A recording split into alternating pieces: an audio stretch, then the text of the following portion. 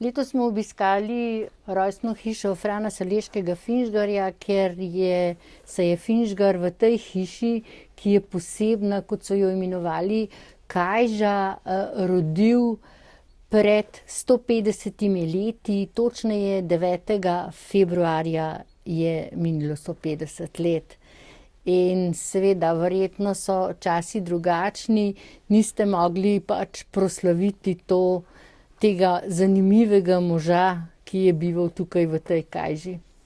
Ja, žal pač taki so danes časi, ampak častitljiva obletnica rojstva Frana Saleškega Finžgarja ni minila čisto neopazno, o njej so poročali mnogi slovenski mediji, tako da spomin vsekakor ni šel neopazno mimo. Želimo pa si, da bi v poletnem času, ko tule v Doslovčah pred Finžgarjevo rojstno hišo organiziramo pravljične večere, enega od teh posvetili prav spominu na velikega Finžgarja in da bo takrat tudi čas, ko si bodo lahko kulturno prireditev prišli ogledati tudi obiskovalci v živo, ne samo virtualno. No, pa vendar ste se ga spomnili takrat okrog 9. februarja in ga nekako na drugi način počastili, tako kot je letos mogoče. Tako mi v bistvu njegov rojstni dan vsako leto že 8. februarja praznujemo, ko tradicionalno v Žirovnici organiziramo pohod po poti kulturne dediščine Žirovnica, takoj naslednji dan pa je tudi rojstni dan Finžgarja, tako da se vedno spominjamo rojstva tega našega slavnega rojaka. No, in njegovo najbolj znano delo je prav gotovo Pod svobodnim soncem in tudi verjetno najbolj brano.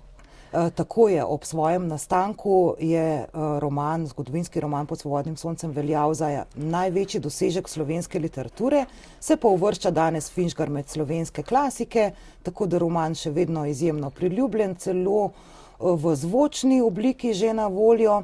Zanimiva zgodba pa je, da bi skorajda imeli tudi film. Finžgar je namreč še za časa svojega življenja dobil ponudbo iz Hollywooda, iz MGM Studios, so ga klicali, če bi lahko po romanu posneli film. Scenarij je bil že napisan, pa vendar je imel pisatelj Finžgar eno posebno zahtevo. Želel je, da saj glavne vloge v tem filmu igrajo igralci slovenskega porekla, na kar Američani niso pristali, zato žal film nikoli ni bil posnet.